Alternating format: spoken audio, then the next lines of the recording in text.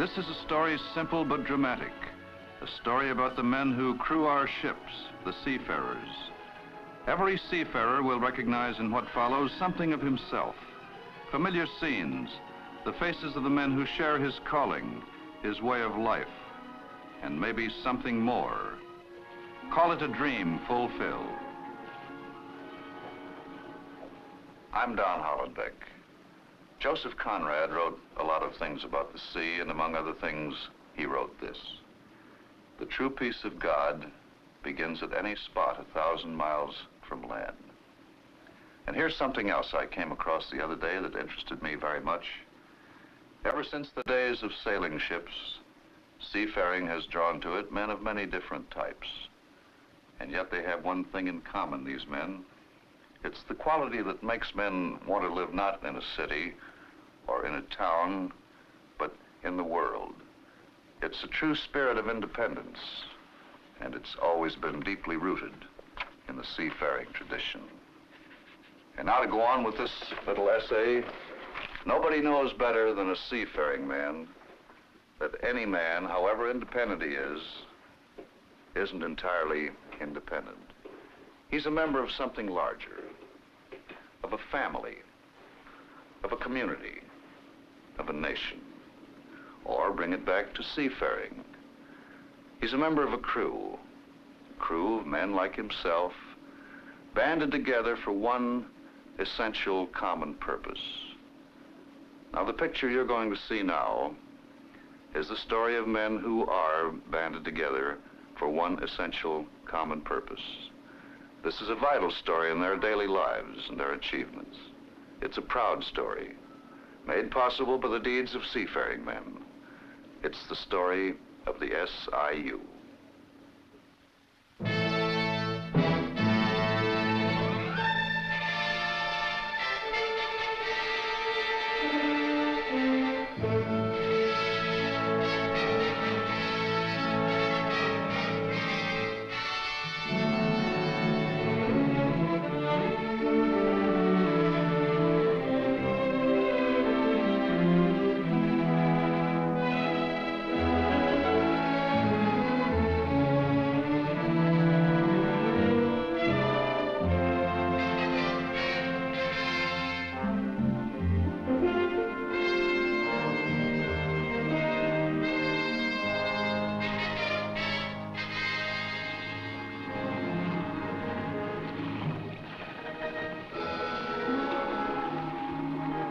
From Vancouver down the long Pacific coast, around the great curve of the Gulf of Mexico, up the rim of the Atlantic from Tampa to Halifax, in every major North American port close by the waterfront, there is a headquarters of the Seafarers International Union. This is headquarters for the SIU Atlantic and Gulf District. More than just a building, a solidly impressive symbol of what seafarers have achieved. And like every SIU headquarters, the heart of this one is its hiring hall. Run by seafarers, for seafarers. Going coastwise, 1 second cooking bacon.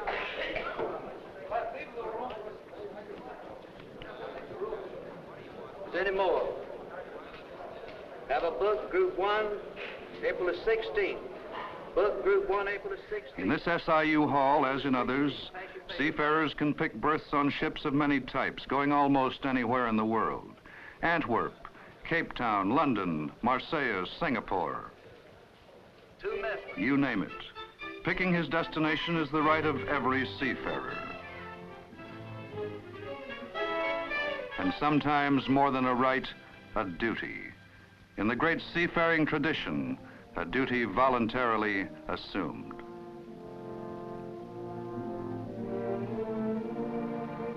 Every true seafarer respects courage, the courage of men of all national origins and religions that has created seafaring tradition and built the SIU.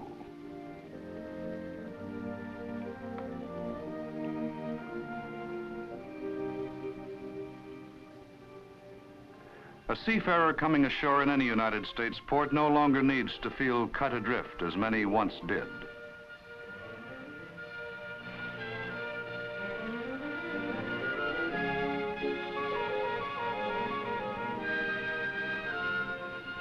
has a place to go. A union hall built by seafarers to meet the needs and suit the tastes of seafarers. Big, modern, efficient, and safeguarding the rights and interests of those who go to sea, but never forgetting that the machines and the files and the figures are there to serve the seafarers and not the other way around. Staffed by experts, but under the supervision of men who know what it is to top a boom, to batten down a hatch, to weigh an anchor.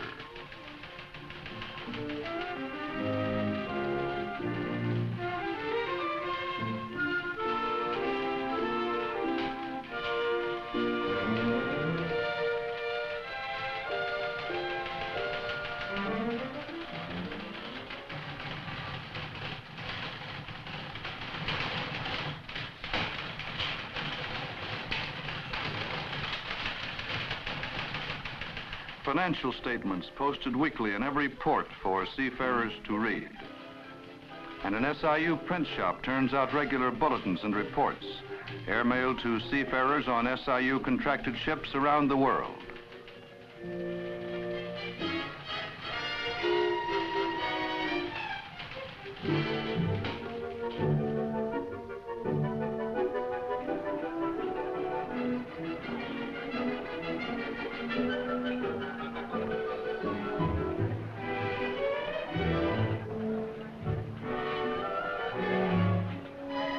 A good seafarer's headquarters has to begin where others leave off. For seafarers coming ashore in the port away from home, it ought to be and is a second home, where no man off a ship is a stranger to the rest, and where the things he needs are close at hand. Like this SIU cafeteria, open to the public, but mainly for the convenience of seafarers.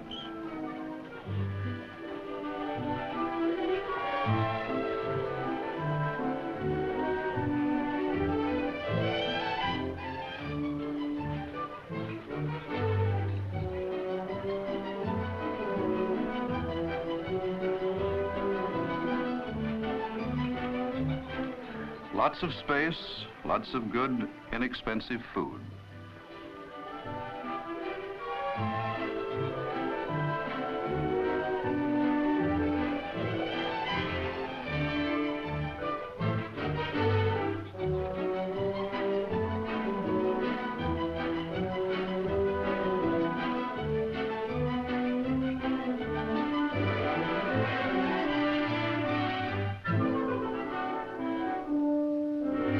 The galley well stocked and well scrubbed.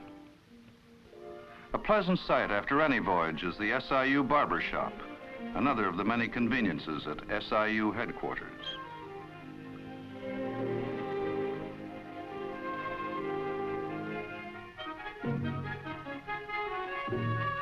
The SIU sea chest, which meets SIU contract US port with ship and shore gear, takes orders, makes deliveries from SIU warehouses in SIU trucks, maintains this headquarters store for those ashore with some refitting to do.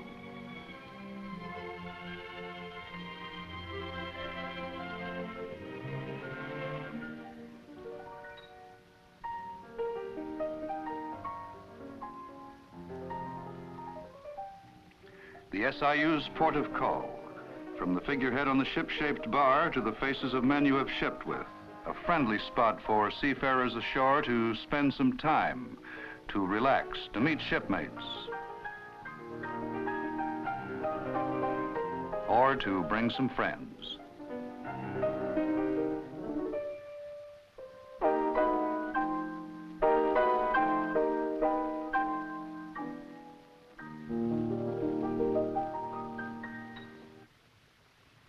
But the hiring hall, through which every job on every SIU ship in port is filled, is the center of it all.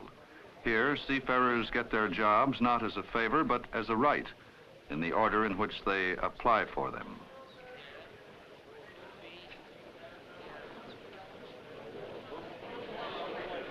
When a seafarer registers for a berth, he gets a registration card. The card, filled out right in front of him, is stamped with a number, marked with the date of his application. Then this information, name, job classification, date and number, is typed onto a list, which is posted in full view.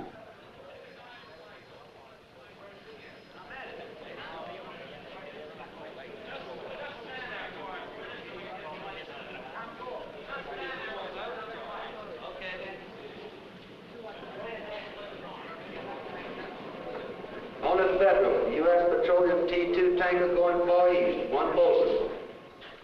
When 2 or more seafarers throw in for the same job, the one with the registration card showing the earlier date and lower number gets it, and any seafarer in the hall can check these for himself.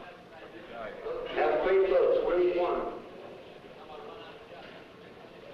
Lower date, April the 22nd. Book 1, book group 1, April the 22nd. April the 22nd. What's more, a seafarer can pass up a berth because he would rather work another type of ship, or one headed for his favorite ports without losing his place on top of the list.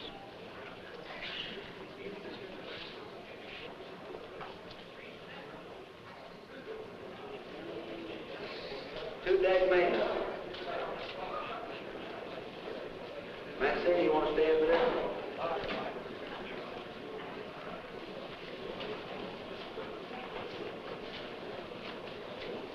Have 3 floats, group 1. April the 24th and April the 25th. Book group 1, April the 25th.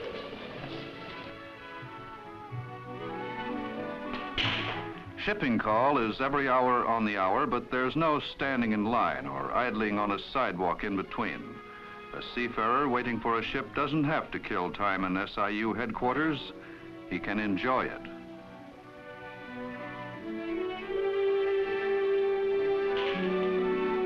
He can shoot a game of pool.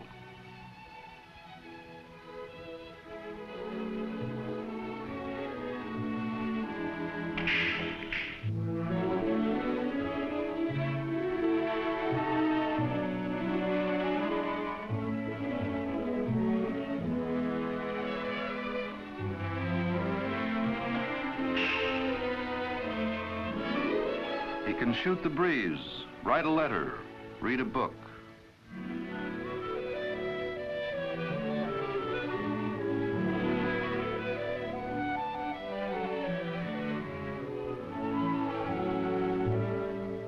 Or play some cards.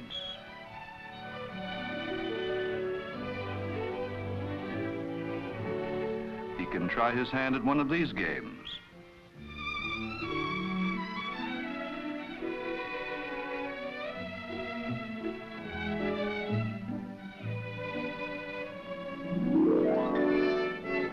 Or take a look at works of art by fellow seafarers, carvings and paintings done aboard ship.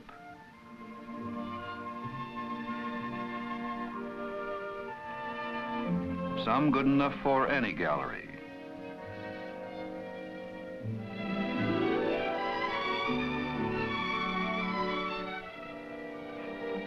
And for those staying ashore a while, there's an SIU school. Well, we've pretty much covered that subject.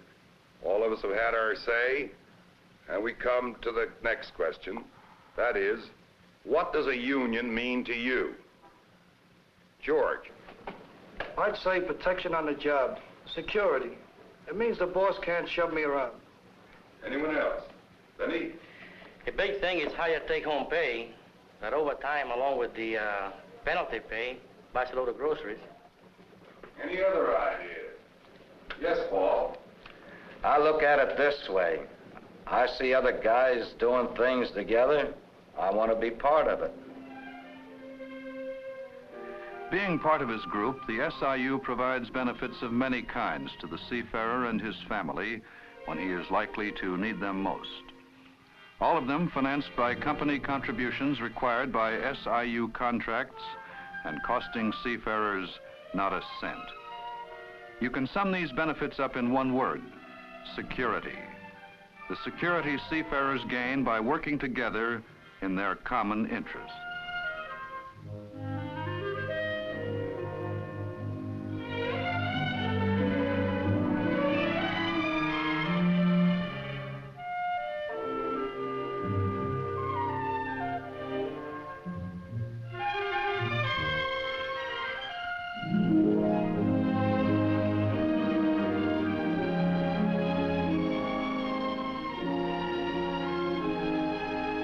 For example, there's a maternity benefit of $200 to help a seafarer and his family.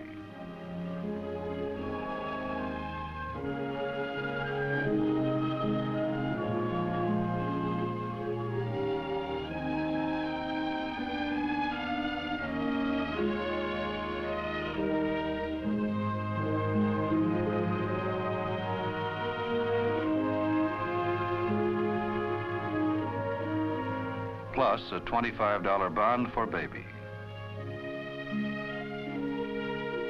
And later on, the children of seafarers have a chance at SIU college scholarships. Seafarers become eligible for vacation pay after every 90 days they have worked. And in the SIU, as every seafarer knows, there is no red tape. This whole operation takes 5 minutes or a little more.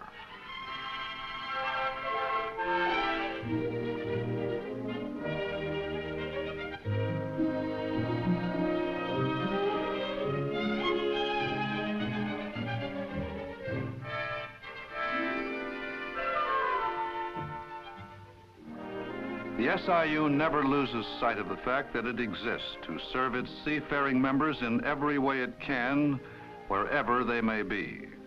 That is why seafarers created the SIU.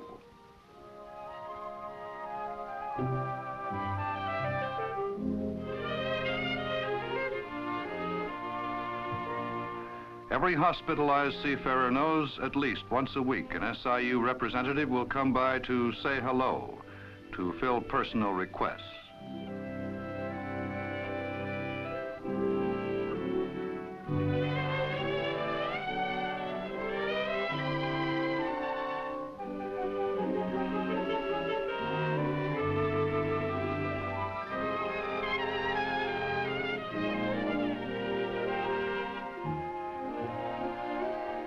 And pay the SIU's weekly hospital benefit of $15 in cash.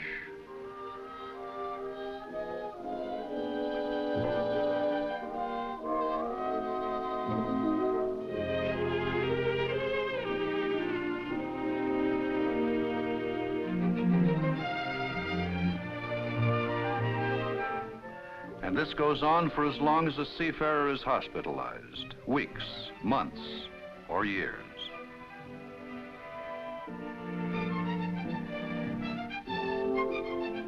For disabled seafarers or those too old to go to sea, the SIU weekly disability benefit of $25 comes in handy. Seafarers' gains through the SIU have been won step by step in victories on ships of Isthmian, Cities Service, and other lines, through the solidarity of seafarers themselves, backed by the SIU. Of one SIU victory in a major tanker fleet, a Senate committee said, "It is amazing that any union could survive this heavily financed, lawyer-led attack."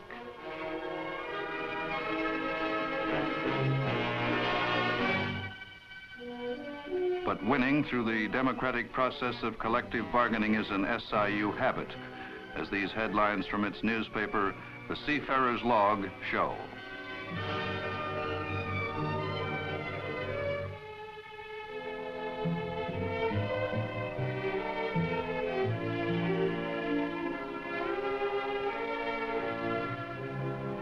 The Seafarers' Log, often called the country's best labor paper, is airmailed to SIU ships everywhere, keeping seafarers informed of SIU progress. Progress such as this: shipping lines under contract up from 8 to 84. SIU assets up from less than $100,000 to close to $3 million. Cash benefits to seafarers now running into millions.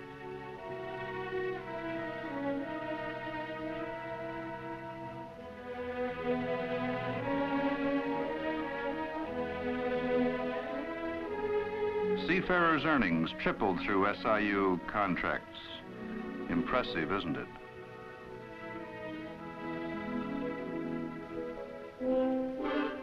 With the best contracts in the maritime industry, the SIU makes sure that seafarers get the full benefit of those contracts. An SIU representative goes aboard all incoming ships to represent the crew in ironing out all grievances, claims, and disputes before the payoff.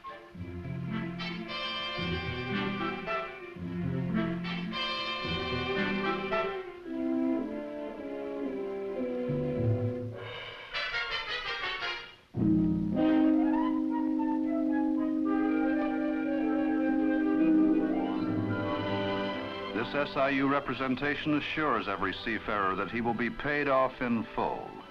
A Seafarers Union, in doing its job, must meet and service its members aboard ship.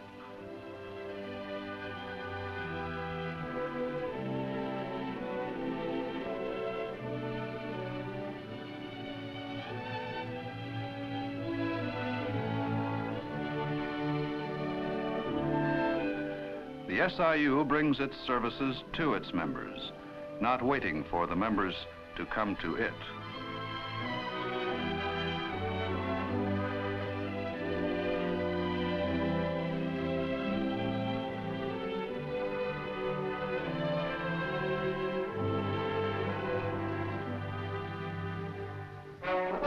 Working on board ship, every seafarer knows that his job, his rights on his job, and his rights and interests ashore are fully protected through his cooperation with other seafarers, not only in his crew, but in his union.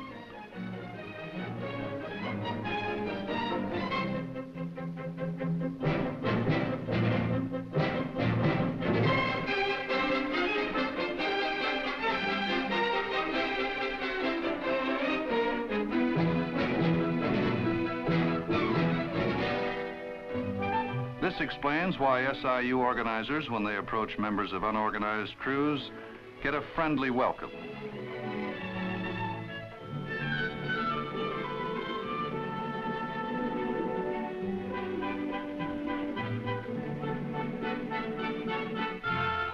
And real cooperation in providing SIU support for those who want the benefits of SIU membership. Membership in a union that represents seafarers effectively because it is controlled by seafarers in the democratic way. All officers of the SIU are elected. No one can be a candidate for SIU office unless he has spent at least 3 years at sea, a guarantee that he will understand seafarers' problems. On ship and on shore, all SIU policies are decided by the majority vote of seafarers, with plenty of time for discussion. Every SIU meeting begins with a statement reminding seafarers of the rights guaranteed them in the SIU Constitution, calling on them to exercise those rights. The right of any seafarer to nominate himself or any other seafarer as a meeting officer or to any committee.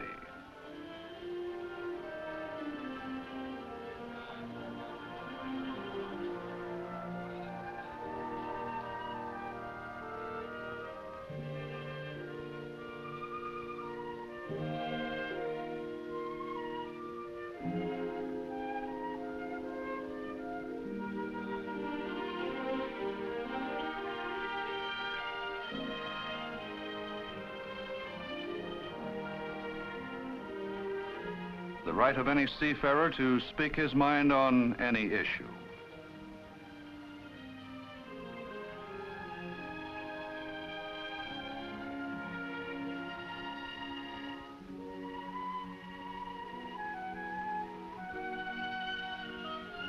The right to vote on every issue.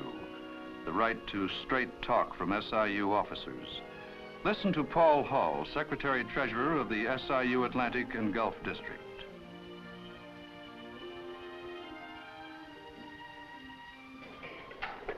Brother Chairman, officers of the meeting, fellow seafarers, you have heard in the previous part of this meeting, our organizer makes the report that we have petitioned a very large unorganized company for the purpose of representing their employees for collective bargaining reasons. You know as I do that the seamen in that particular company are going to vote in our favor. Those men are going to vote in our favor because they know what kind of a union that we are. They know the things that we represent. They know the things that we want to do. They know, for example, that in this union we have the most fair, democratic system of hiring ever known to any American industry. They know, too, that we have in this organization the most democratic constitution in the trade union movement, whereby no decision can be made to affect our people unless that decision is made on the floor of meetings just such as these. They know, too, that this organization has advantaged agreements ever negotiated in the entire maritime history. They know that the seamen under those agreements are the highest paid seamen in the world. They know, too, of our many broad benefits that we have for our people. They know of the payments we make for hospital benefits, vacation benefits. They know, too, of the disability, regardless of age. When you can't work in this organization, you are put on a pension so that you will be taken care of. They know of the death benefits. They know of the maternity benefits. They know, too, of the fact that we have scholarship benefits. The men in that particular fleet also realize that we have a tremendous economic strength here, an economic strength that enables us to be protected against the boss if such need arises. They know, too, that while we do possess such large economic strength, that we do not abuse that strength. The SIU's economic strength, used effectively but without abuse, has meant much to seafarers. Security, a higher standard of living, a position of respect in their communities.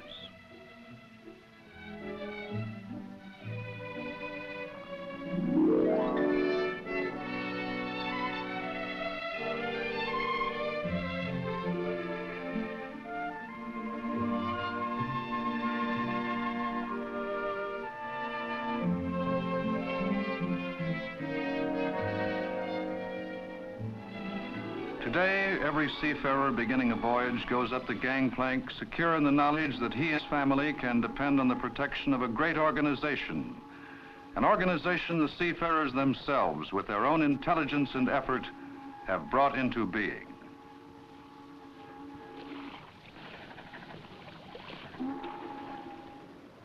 You've seen the story of how the seafarers, conscious of their rights and their responsibility, together for their common objectives.